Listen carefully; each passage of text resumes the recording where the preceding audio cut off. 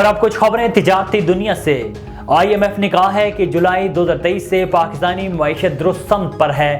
عالمی مالیاتی فنڈ کی رپورٹ کے مطابق حکومتی زیر مبادلہ کے ذخائر 4.5 سے بڑھ کر 8.2 ارب ڈالر ہو گئے، جبکہ رواں مالی سال پاکستان کی معاشی ترقی کی شرح نمو 2% رہنے کا امکان ہے۔ رپورٹ میں کہا گیا ہے کہ جولائی 2023 سے معیشت درست سمت پر ہے۔ پاکستان نے معاشی بہتری کے لیے تمام اہداف حاصل کیے۔ پاکستان میں توانائی کے شعبے میں اصلاحات کی ضرورت ہے۔ IMF کے مطابق رواں مالی سال پاکستان میں بے روزگاری کی شرح 8% رہنے کی توقع ہے، جبکہ صنعتی شعبہ مشکلات کا شکار ہے، جس کی شرح نمو محض 2.5% ہے۔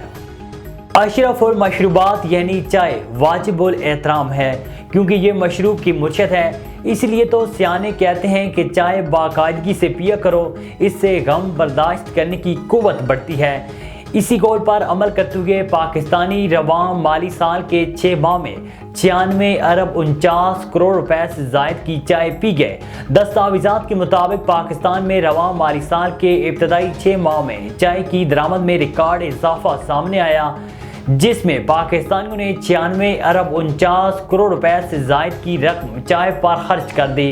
دستاویزات میں کہا گیا کہ رواں مالی سال چائے کی درآمد میں 35% سے زائد کا اضافہ ہوا، جبکہ گزشتہ مالی سال اسی عرصے میں 71 ارب 10 کروڑ روپے سے زائد کی چائے درآمد کی گئی تھی۔ طورخم سرحدی گزرگاہ پر تجارتی سرگرمیاں آج 8ویں روز بھی معطل ہیں، جس کے باعث سرحد کے دونوں جانب ہزاروں کارگو گاڑیاں پھنس گئی ہیں۔ کسٹمز ذرائع کے مطابق کارگو گاڑیوں کے ڈرائیورز کے لیے پاسپورٹ ویزا کی شرط گزشتہ سال وفاقی حکومت نے عائد کی تھی۔ 8 روز قبل پالیسی پر عمل درآمد کیا گیا تو پاکستان اور افغانستان کے درمیان دو طرفہ تجارت معطل ہو گئی، جس کے باعث سرحد کے دونوں جانب ہزاروں کارگو گاڑیاں پھنس گئیں۔ بارڈر کے دونوں اطراف پھل اور سبزیوں سے بھری مال بردار گاڑیاں کھڑی ہیں۔